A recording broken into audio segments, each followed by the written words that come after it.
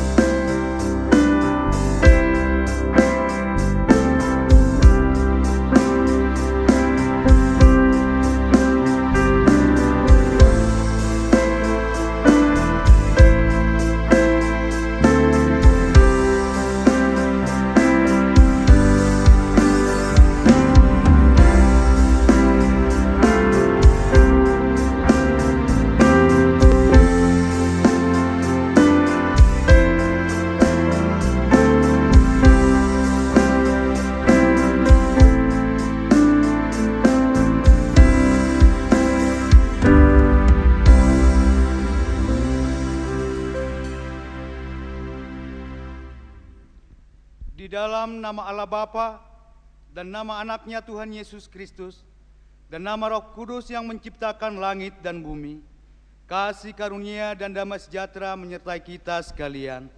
Amin. Marilah kita sama-sama berdoa. Ya Yesus Kristus Tuhan kami, hadapkanlah wajah-Mu, berilah kasih karunia dan kehidupan kepada kami. Amin.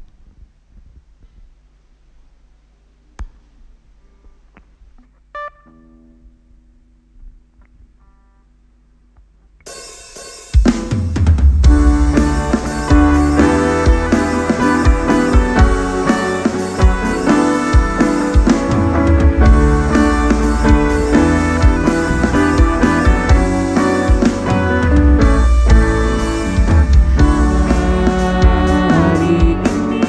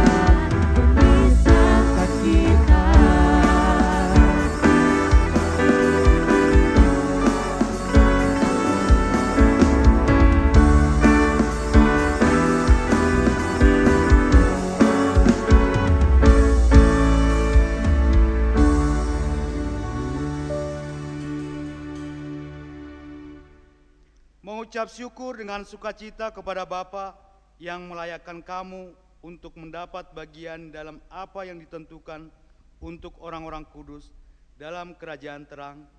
Ia telah melepaskan kita dari kuasa kegelapan dan memindahkan kita ke dalam kerajaan anaknya yang kekasih. Marilah kita berdoa. Tuhan Allah Bapa kami yang di sorga, syukur dan terima kasih kami persembahkan kepadamu karena Engkau telah menyatakan diri dan menyatakan kerajaan-Mu di dunia ini. Bukalah hati dan pikiran kami untuk mengenal diri kami sebagai manusia yang lemah dan penuh dosa. Kasihanilah kami ya Tuhan, dan berilah kami kekuatan baru untuk menerima dan mengikuti Anak-Mu Yesus Kristus, Juru Selamat kami. Amin. Tuhan Allah menyertai kita sekalian. Amin. Haleluya, haleluya, haleluya.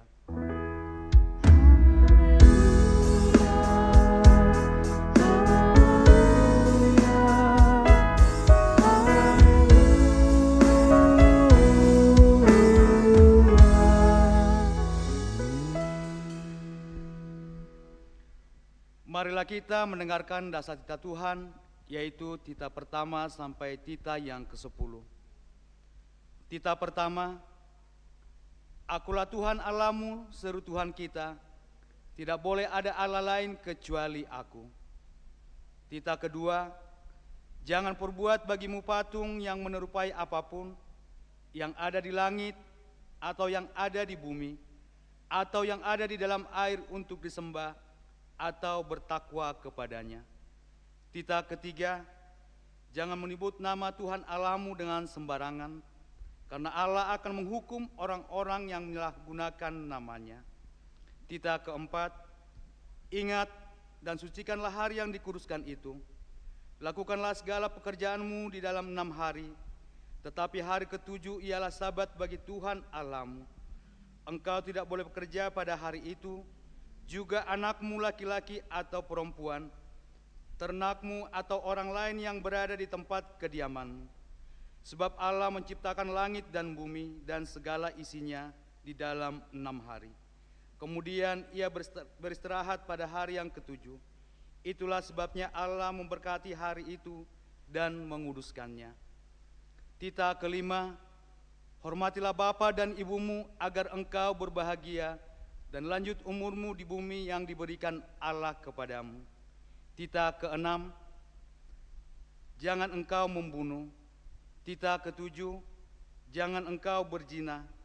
Tita kedelapan, jangan engkau mencuri. Tita kesembilan, jangan engkau berdusta. Tita kesepuluh, jangan engkau mendambakan akan rumah sesamamu. Jangan engkau mendambakan akan istrinya, atau pembantunya laki-laki maupun perempuan, ternaknya atau segala sesuatu milik mereka. Apakah ketentuan Tuhan Allah akan dasar titahnya itu? Akulah Tuhan Allahmu, Allah pencemburu, yang akan membalaskan kesalahan bapaknya kepada anak-anaknya, kepada keturunan yang ketiga dan keempat, dari orang-orang yang melanggar titah atau firmanku. Aku akan menunjukkan kasih setia kepada beribu-ribu orang, yaitu mereka yang mengasihi aku dan yang berpegang pada perintah-perintahku. Demikianlah pembacaan dasar titah. Marilah kita sama-sama memohon kepada Tuhan sesuai dengan titah yang kita dengarkan. Ya Tuhan, kuatkanlah kami untuk memelihara dan melakukan kehendak-Mu sesuai dengan titah-Mu. Amin.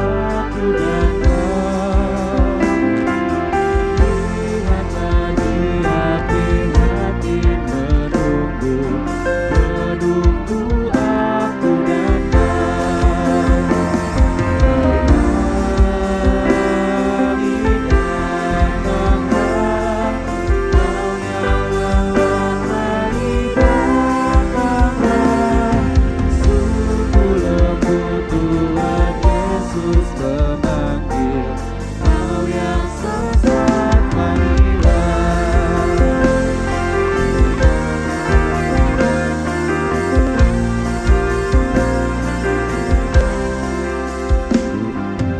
Jangan marahmu Tuhanmu mengajak aku dan kau.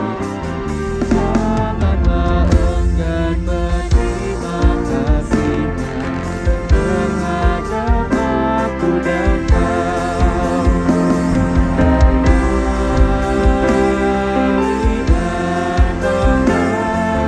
Kau yang lemah lembut datanglah. Sungguh lembut Tuhan Yesus memanggil, Kau yang sesat marilah.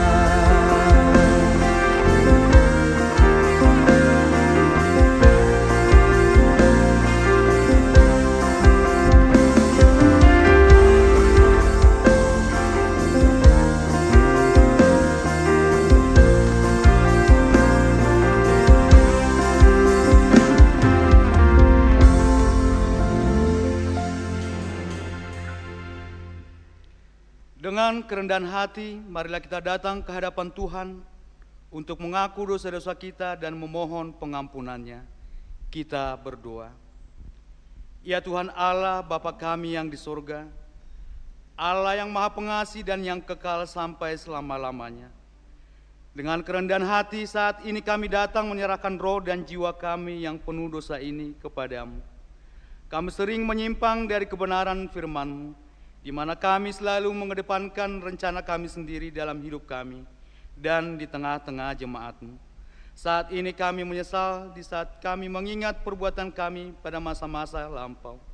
Kami menyadari bahwa kami tidak layak menerima keselamatan dan pembenaran di hadapan-Mu. Tetapi saat ini kami datang memohon belas kasihan-Mu, dan itulah yang menjadi kekuatan bagi kami untuk memberanikan diri datang ke hadapan-Mu. Kasihanilah kami ya Tuhan, hapuskanlah segala dosa dan perbuatan kami yang salah kepadamu dan kepada diri kami sendiri, melalui darah anak-Mu Tuhan Yesus Kristus, Juru Selamat kami. Amin. Marilah kita dengarkan janji Tuhan tentang pengampunan dan menghapus dosa-dosa kita. Tuhan adalah penyayang dan pengasih, panjang sabar dan berlimpah setia. Tidak dilakukannya kepada kita setimpal dengan dosa kita, dan tidak dibalaskannya kepada kita setimpal dengan kesalahan kita. Seperti Bapa sayang kepada anak-anaknya, demikian Tuhan sayang kepada orang-orang yang takut akan Dia. Kemuliaan bagi Allah di tempat yang maha tinggi. Amin.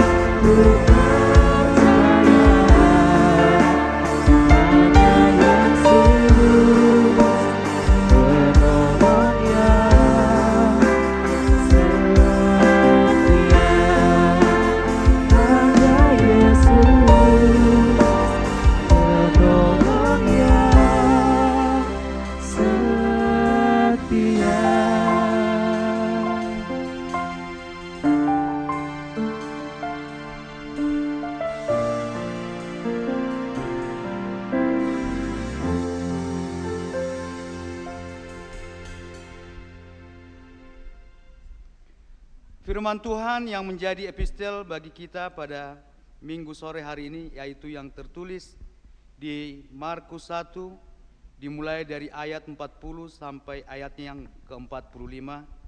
Kita akan membacakan secara responsoria. Di ayat terakhir, ayat 45, kita sama-sama membacakannya. Yesus menyembuhkan seorang yang sakit kusta. Seorang yang sakit kusta datang kepada Yesus, dan sambil berlutut di hadapannya, ia memohon bantuannya. Katanya, "Kalau engkau mau, engkau dapat mentahirkan aku." Maka tergeraklah hatinya oleh belas kasihan. Lalu ia mengulurkan tangannya, menjamah orang itu dan berkata kepadanya, "Aku mau, jadilah engkau tahir." Seketika itu juga lenyaplah penyakit kusta orang itu, dan ia menjadi tahir. Segeralah ia menyuruh orang itu pergi dengan peringatan keras. Ingatlah, janganlah engkau memberitahukan apa-apa tentang hal ini kepada siapapun, tetapi pergilah, perlihatkanlah dirimu kepada imam dan persembahkanlah untuk pentahiranmu persembahan yang diperintahkan oleh Musa sebagai bukti bagi mereka. Tetapi orang itu pergi memberitakan peristiwa itu dan menyebarkannya kemana-mana, sehingga Yesus tidak dapat lagi terang-terangan masuk ke dalam kota. Ia tinggal di luar tempat-tempat yang sepi. Namun orang terus juga datang kepadanya dari segala penjuru. Demikian pembacaan firman Tuhan. Berbahagialah orang yang menghayati firman Tuhan dan yang melakukannya. Amin.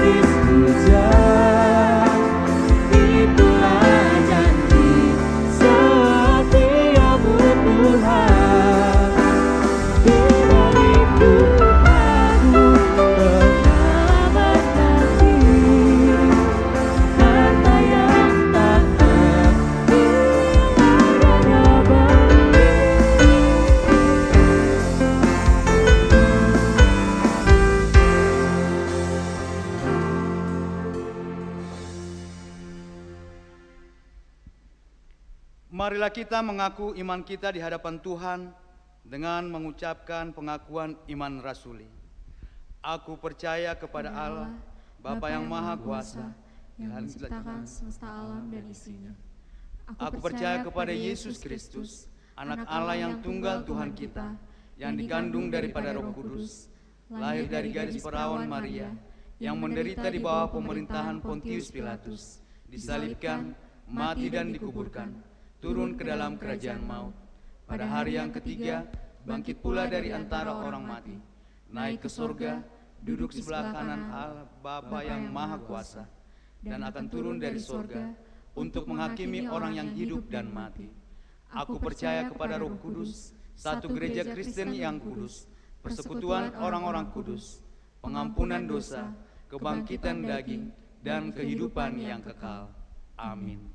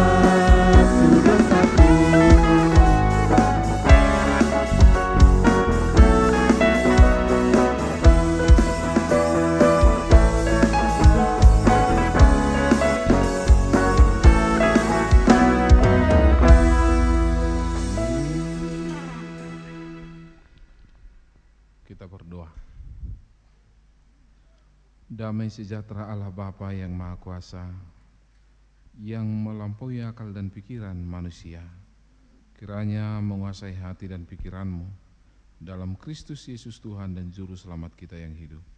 Amin.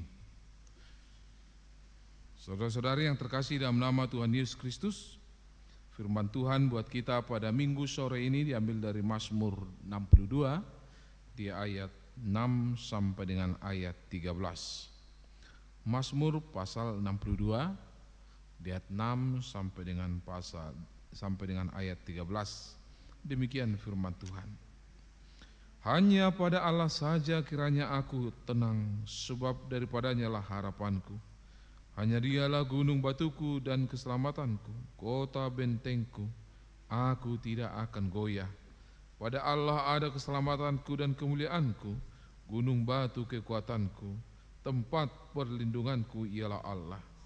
Percayalah kepadanya setiap waktu, hai umat, curahkanlah isi hatimu di hadapannya. Allah ialah tempat perlindungan kita. Hanya angin saja orang-orang yang hina, suatu dusta saja orang-orang yang mulia. Pada neraca mereka naik ke atas, mereka sekalian lebih ringan daripada angin. Janganlah percaya kepada pemerasan, janganlah menaruh harap yang sia-sia kepada perampasan. Apabila harta makin bertambah, janganlah hatimu melekat padanya. Satu kali Allah berfirman, dua hal yang aku dengar, bahwa kuasa dari Allah asalnya, dan daripadamu juga kasih setia ya Tuhan, sebab Engkau membalas setiap orang menurut perbuatannya. Demikian firman Tuhan, kita bernyanyi firman-Mu menjadi terang.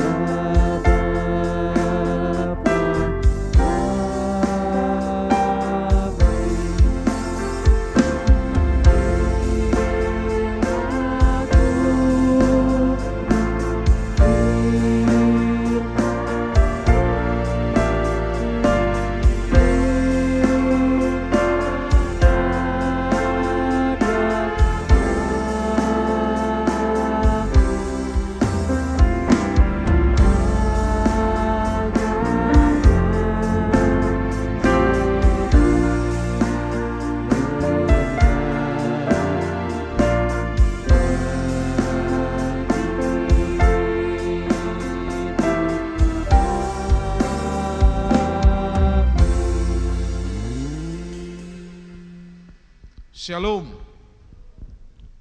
Saudara-saudari yang terkasih dalam nama Tuhan Yesus Kristus, sesuai dengan tema minggu kita pada sore ini, Allah tempat perlindungan kita.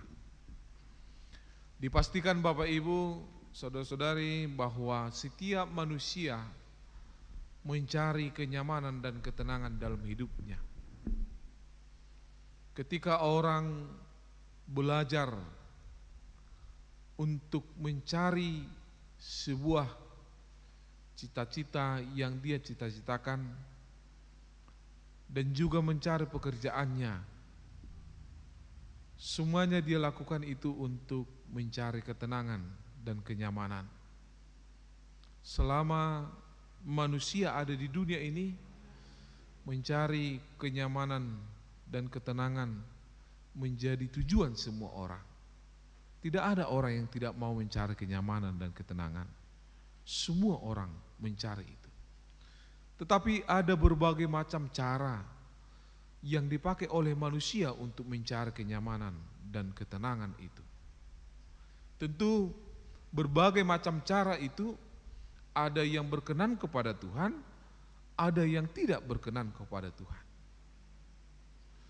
Saudara-saudara, kita setelah saya membaca teks kita pada sore ini, saya diingatkan kepada kemajuan teknologi secara khusus kaum muda. Bagaimanapun pola yang dibuat dalam screen gadget saudara itu bisa dibuka tanpa saudara kasih tahu bagaimana pola itu.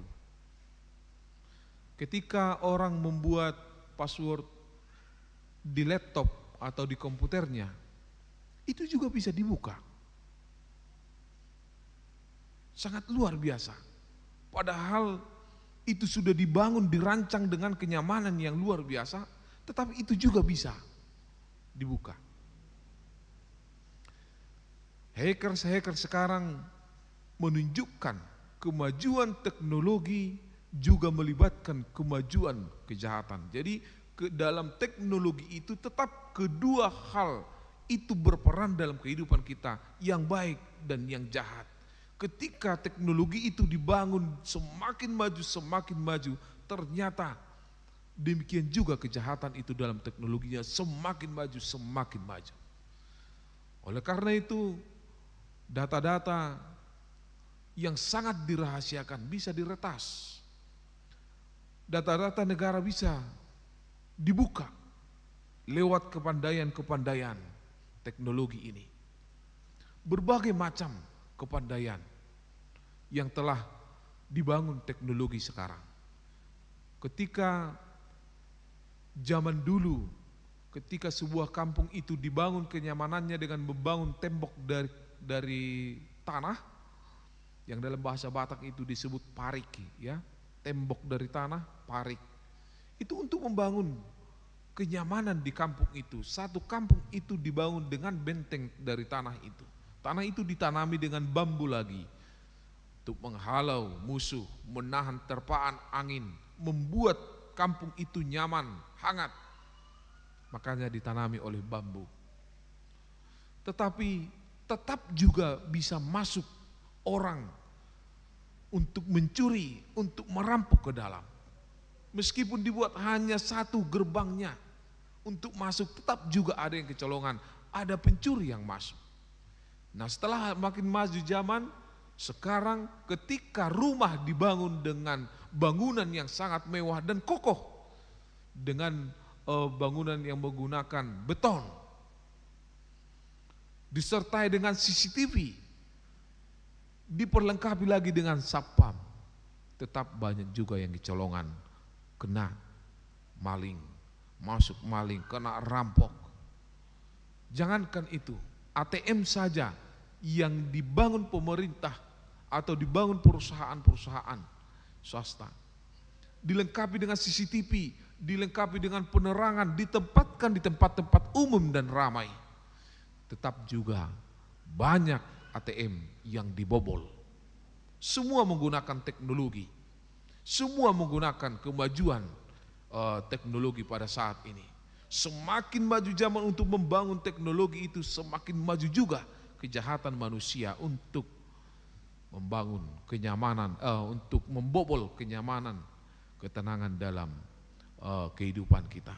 Oleh karena itu, Bapak Ibu Saudara yang terkasih dalam nama Tuhan Yesus Kristus, sepandai-pandai manusia, sepandai-pandai orang untuk membangun kenyamanan dalam hidupnya lewat teknologi kemampuan manusia, akan tetap juga ada celah untuk membuat ketidaktenangan, ketidaknyamanan dalam kehidupan kita manusia.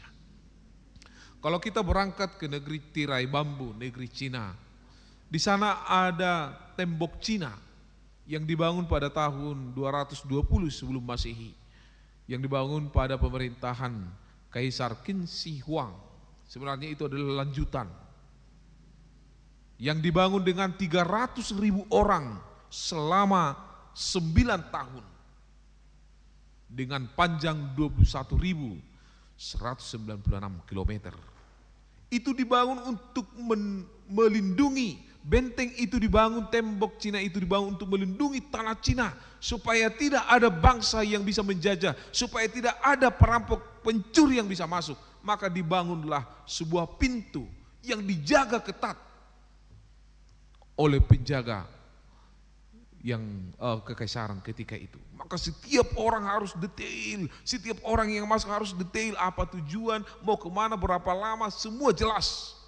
Tidak boleh sembarangan masuk.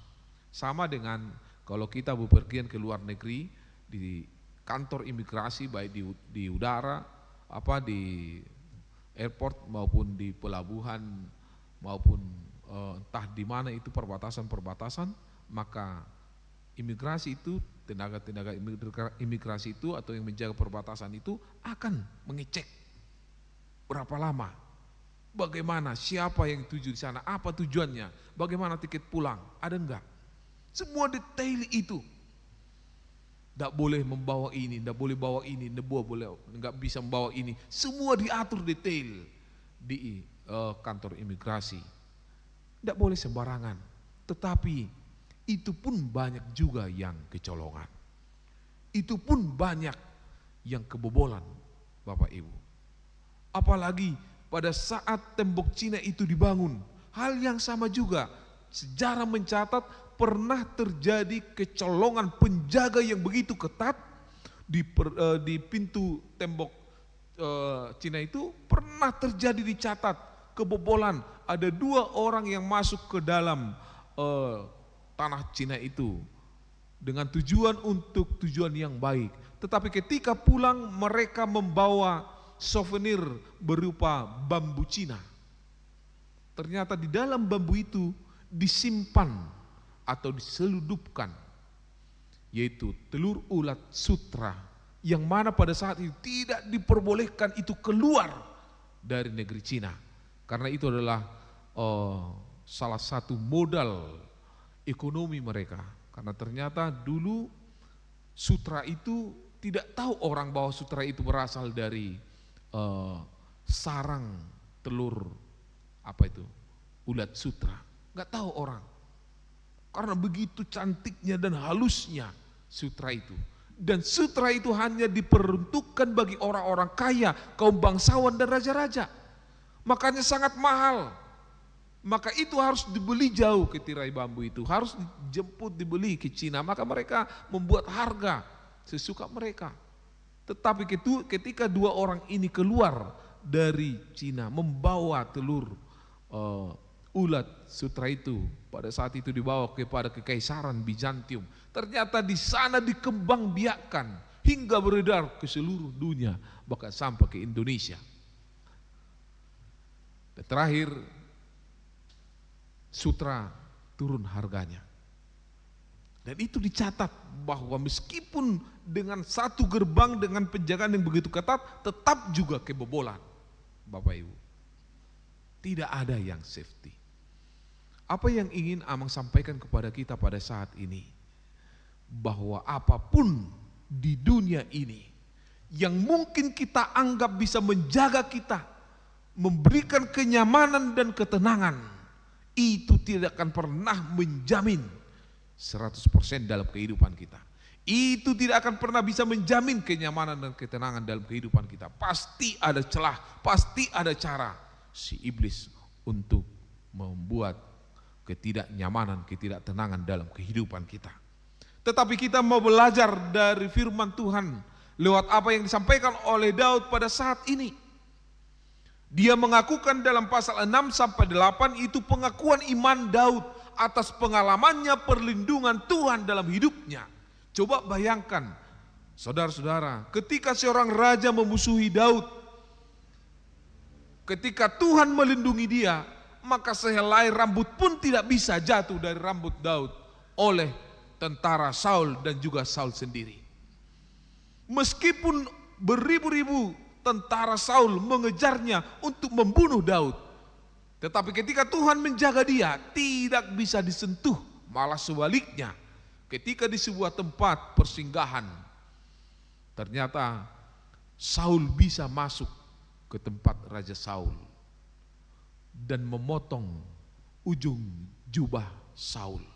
Keesokan harinya dia berteriak-teriak, "Saul, Saul, Saul, lihat ini jubahmu saya potong tadi pagi. Kalau aku mau memotong kepalamu saya sudah potong." Tetapi Daud tidak mau membalas dendam. Daud tidak mau membalaskan dendamnya meskipun Saul menginginkan kepalanya, menginginkan nyawanya. Di ayat 13 Daud mengatakan, "Sebab engkau membalas setiap orang menurut perbuatannya." Dalam ayat 13. Oleh karena itu Daud tidak mau membalas kejahatan yang diperbuat oleh Saul kepadanya. Meskipun coba kita bayangkan seorang raja, pasti itu dijaga berlapis-lapis. Istilah di Indonesia kalau ada datang presiden untuk menjaga kenyamanan seorang presiden, itu ada ring 1, ada ring 2, ada ring 3, itu berlapis-lapis. Seandainya dia datang ke Bandung ini, atau mungkin ke tempat kita, ke daerah ini, maka ini sebulan sebelum ini sudah harus dibersihkan. Ini harus dibersihkan lewat keamanan, maksudnya bukan kebersihan sampah. Harus disterilkan, dibikin kenyamanan supaya ketika presiden datang tidak ada yang kekurangan. Dan itu semua dilakukan oleh badan-badan pertahanan, kenyamanan atau Pampres di Indonesia ini. Demikian juga Saul. Tetapi kenapa bisa Daud bisa masuk? Tak ada alasan yang lain, hanya karena pertolongan Tuhan. Kenapa Daud bisa luput dari kejaran Saul? Tak ada alasan yang lain, hanya karena pertolongan Tuhan. Oleh karena itu saudara yang terkasih dalam nama Tuhan Yesus Kristus, ketika dalam pengalaman Daud juga ketika dia di dalam istananya, ada orang yang mereka-rekakan yang jahat kepadanya, yaitu Absalom, anaknya sendiri, ingin membunuh Daud. Coba bayangkan, kalau kita bersama anak kita, kalau kita bersama orang tua kita, tentu kita akan merasakan kenyamanan tentunya. Mana mungkin kita berpikir anak kita akan merencanakan yang jahat kepada kita. Mana mungkin orang tua merencanakan yang jahat kepada anaknya. Itu tidak mungkin. Anak kita, saudara kita, darah kita, gak mungkin. Mana mungkin kita menyembunyikan sesuatu di rumah kita tanpa tahu anak-anak kita. Pastilah tahu. Juga Daud juga pasti memberitahu kepada anak-anaknya di mana jalan rahasia, di mana tempat rahasia di istananya. Semua dia pasti kasih tahu itu. Tetapi saudara-saudara, meskipun di istana yang sudah dijaga kenyamanannya, tetapi di dalam istana itu juga ada orang yang ingin mencari, yang ingin membuat persoalan kepada Daud, yaitu anaknya sendiri. Coba bayangkan itu. Oleh karena itu jangan heran kalau sekarang ada anak yang membunuh orang tuanya dan sebaliknya orang tua membunuh anaknya. Jangan heran ketika seorang istri mencelakakan suami atau sebaliknya suami mencelakakan istrinya. Jangan heran kalau seorang pacar juga menjerumuskan pacarnya juga. Itu bisa terjadi dan itu udah banyak terjadi sekarang ini. Itu jangan heran, dulu juga udah banyak terjadi seperti itu. Yang ingin Amang sampaikan adalah bahwa ketika dalam istana pun, ketika berdampingan dengan sesama kita yang kita anggap paling dekat, belum tentu memberikan kenyamanan dalam kehidupan kita. Oleh karena itu, saudara-saudara yang terkasih dalam nama Tuhan Yesus Kristus, terkadang orang yang dekatlah dipakai iblis untuk membuat kekacauan dalam hidup kita. Orang yang dekatlah untuk menghancurkan kita. Demikianlah Delila menghancurkan Simson karena istrinya. Ada banyak cerita-cerita karena anaknya, karena suaminya. Hancur orang yang terdekat. Nah, bagaimana caranya? Kalau orang yang terdekat saja kita tidak nyaman. Kalau kita bersama orang yang terdekat kita tidak bisa nyaman. Bagaimana caranya kita supaya nyaman? Tidak ada cara lain, hanya bersama dengan Tuhan. Itu makanya Daud mengatakan lewat mazmurnya, lewat firman Tuhan buat kita pada sore ini, Daud mengakui bahwa hanya dekat Allah saja aku tenang. Tak ada yang bisa dipercayai. Daud juga mengatakan, janganlah engkau bersandar kepada hartamu. Dalam ayat 11 dikatakan, apabila hartamu makin bertambah, janganlah hatimu melekat kepadanya. Janganlah hatimu melekat kepadanya. Jangan kita mengandalkan manusia, karena Daud juga mengatakan bahwa manusia itu lebih ringan dari angin, seperti ayat 10. Oleh karena itu baik manusia, harta apapun yang ada di dunia ini, tidak ada satupun yang bisa kita andalkan untuk menjaga kenyamanan kita. Sebanyak apapun uang kita. Ketika kita membaca, mungkin ada kita yang sudah membaca tentang cerita-cerita orang-orang kaya di dunia. Orang kaya yang ada di Asia, orang kaya yang ada di Indonesia, semuanya meninggal. Saya lupa namanya, ada seorang kaya yang ada dari Amerika. Dia mati meninggal di perusahaannya sendiri. Dia mati meninggal di kapal pesiarnya sendiri. Coba. Semuanya meninggal. Tidak ada yang bisa menjamin kenyamanan dalam kehidupan ini. Tidak ada yang bisa menjamin kehidupan kita di dunia kecuali Tuhan, seperti apa yang dikatakan oleh Daud. Oleh karena itu, Bapak Ibu Saudara yang terkasih dalam nama Tuhan Yesus Kristus, ketika kita hidup bersama dengan Tuhan, maka Tuhan akan melindungi kita, menjaga kita. Sama seperti apa yang dialami oleh Yusuf ketika saudara-saudaranya mereka-rekakan yang jahat kepadanya, Tuhan memutarbalikkan yang jahat itu menjadi berkat dalam hidupnya. Dan ingat, tidak pernah dicatat dalam Alkitab Yusuf balas dendam kepada saudaranya, meskipun dia ingin dibunuh, meskipun dia dijual kepada Potifar, pedagang dari Midian itu, yang dibawa ke Mesir menjadi budak Potifar. Tidak ada. Malah ketika saudara-saudaranya kembali ke Mesir, datang ke Mesir karena bencana kelaparan, Yusuf justru menerima mereka. Yusuf justru sangat rindu kepada mereka. Yusuf merangkul, mencium mereka. Karena juga hal yang sama, dia mengingat firman Tuhan, biarlah pembalasan itu menjadi milik Tuhan. Dia tidak pernah mau membalas itu. Dia sampaikan itu kepada Tuhan. Maka berkat itu mengalir dalam kehidupan Yusuf. Berkat itu mengalir dalam kehidupan Daud. Ketika dia bersandar dan berserah diri sepenuhnya kepada Tuhan. Maka itulah yang ingin kita lakukan dalam kehidupan kita ini. Bapak Ibu Saudara yang terkasih dalam nama Tuhan Yesus Kristus. Kedekatan kita, hubungan kita dengan Tuhan, kebersamaan kita dengan Tuhan, itulah yang paling utama. Ya mungkin kita tidak tahu apa yang terjadi esok hari. Kita tidak tahu apa yang terjadi bulan depan, tahun depan. Ya mungkin di antara kita sekarang ada yang mengalami pergumulan. Mungkin pergumulan karena studi, mungkin pergumulan karena pacar, mungkin pergumulan karena uang, pekerjaan, dan lain sebagainya. Pergumulan itu mungkin juga kita sekarang bergumul karena penyakit. Tetapi ingatlah bahwa Tuhan berkuasa untuk membantu, menolong kita, melepaskan kita dari semua pergumulan itu.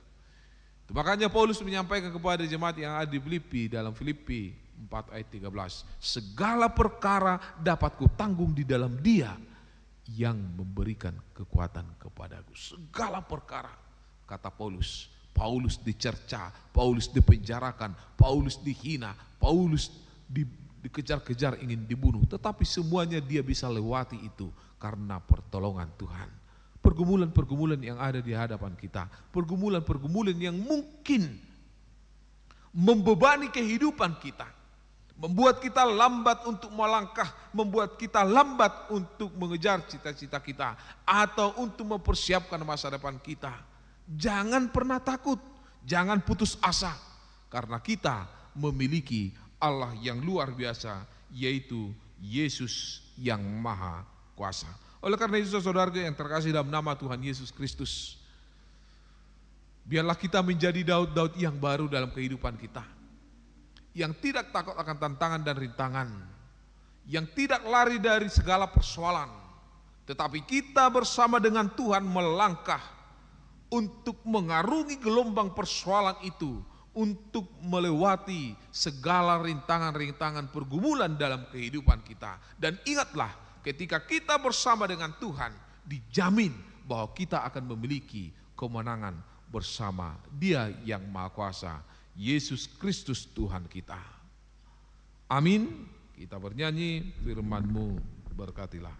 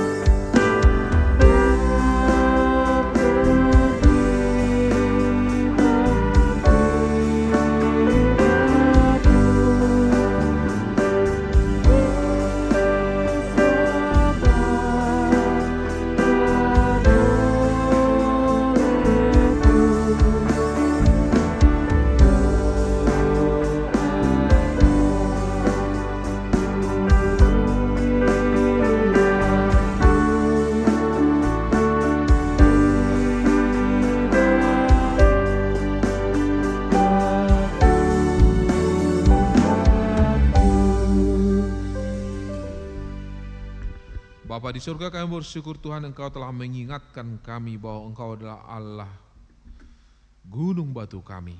Engkau adalah Allah perlindungan kami. Kami mau menyerahkan jiwa raga kami dan kami mau bersandar hanya kepadamu Tuhan. Karena lewat firman-Mu telah mengingatkan kami, hanya Engkau saja yang sanggup melindungi kami. Dunia ini dan juga manusia adalah kefanaan yang tidak bisa menjaga kami Tuhan. Tetapi lewat firman-Mu telah mengingatkan kami, hanya dekat Engkau saja kami tenang. Hanya bersama Engkau juga Tuhan, kami bisa menjalani kehidupan kami penuh bahagia dan damai sejahtera. Terima kasih Yesus, biarlah Roh Kudus-Mu tetap menuntun kami, menemani kami dalam perjalanan hidup kami. Dalam Kristus Yesus kami berdoa. Amin.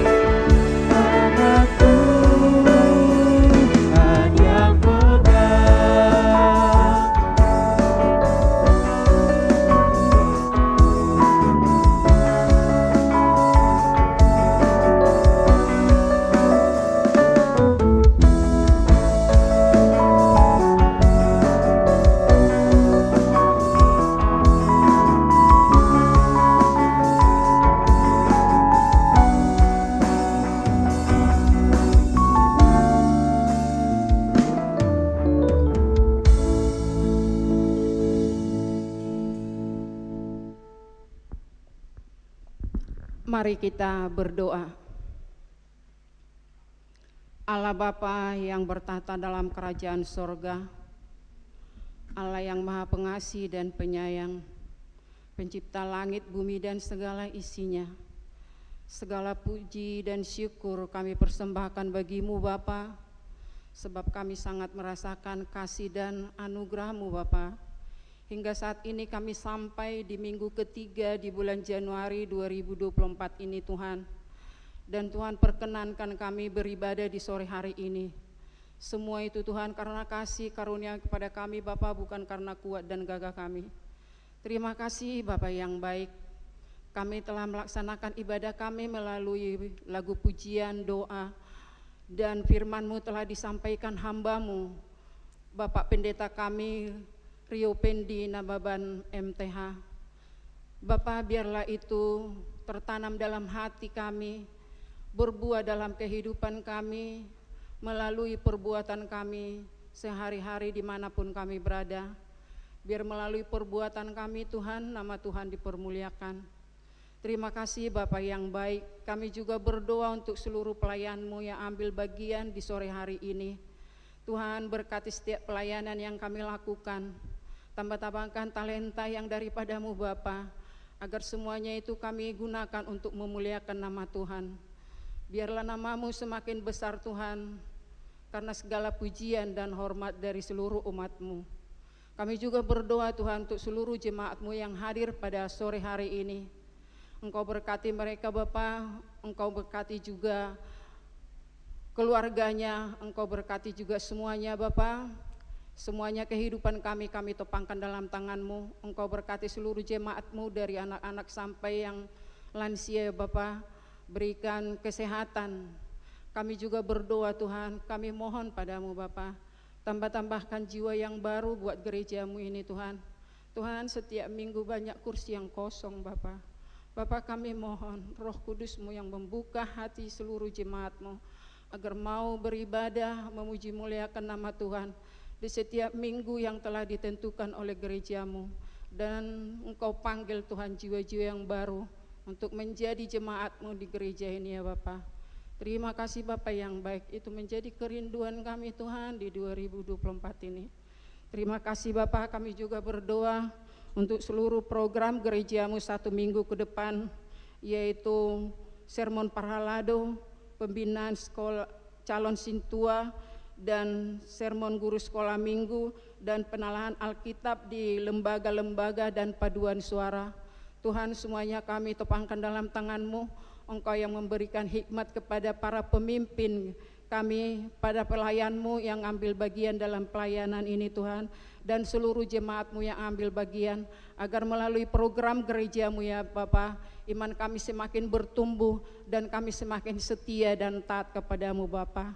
Kami juga berdoa untuk seluruh pergumulan jemaat-Mu ya Bapa, khususnya Tuhan yang mengalami sakit penyakit, yaitu Bapak Ena Baban Boru Tampu Bolon opname di Rumah Sakit Advent, Bapak Sintua P Lumban Turban Boru Pasaribu opname di Rumah Sakit Al Islam, Bapak Sintua Emeritus M Hutagalung SH opname di Rumah Sakit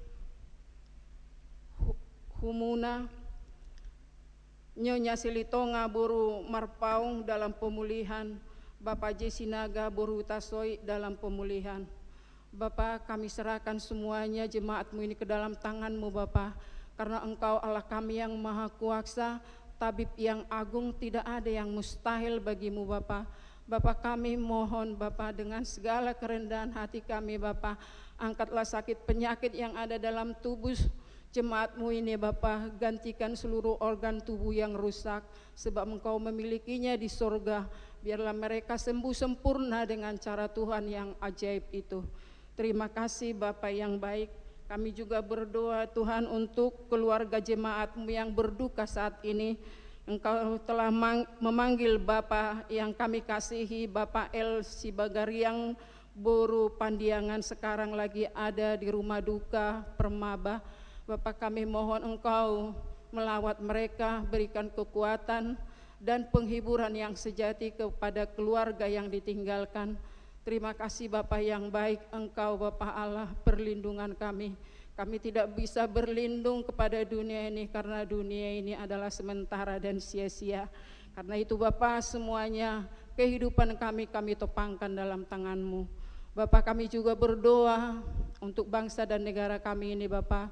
Engkau yang memberikan hikmat kepada pemimpin kami agar mereka takut akan Tuhan dan mampu membimbing kami rakyatnya ini menjadi kemajuan bagi seluruh bangsa kami ini Tuhan, menjadi bangsa yang maju. Terima kasih Bapa.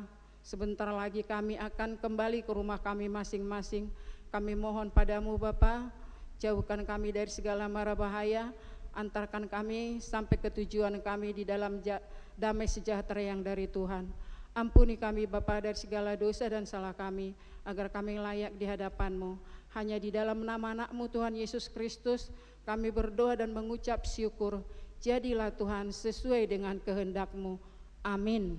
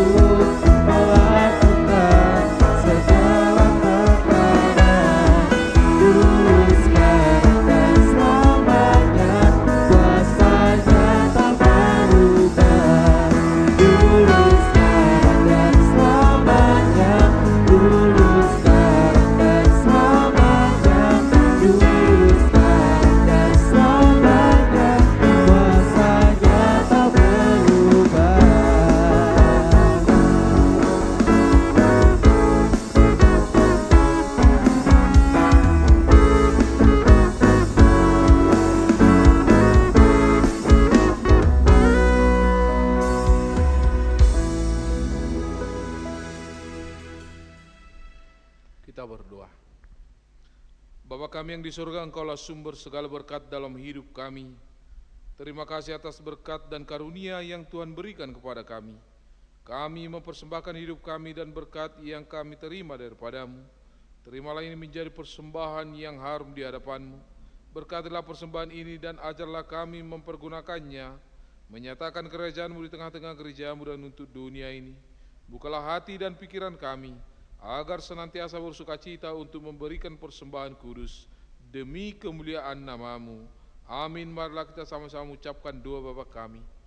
Bapa kami yang di sorga, dikuduskanlah nama-Mu, datanglah kerajaan-Mu, jadilah kehendak-Mu di bumi seperti di sorga. Berikanlah kami pada hari ini makanan kami yang secukupnya, dan ampunilah kami akan kesalahan kami, seperti kami juga mengampuni orang yang bersalah kepada kami. Dan jangan bawa kami ke dalam pencobaan, tetap lepaskanlah kami dari yang jahat, karena Engkau yang punya kerajaan, dan kuasa, dan kemuliaan sampai selama-lamanya. Amin. Pulanglah dengan damai sejahtera, dan terimalah berkat Tuhan. Tuhan memberkati engkau dan melindungi engkau. Tuhan menyinari engkau dengan wajah-Nya dan memberi engkau kasih karunia. Tuhan menghadapkan wajah-Nya kepadamu dan memberi engkau damai sejahtera. Amin.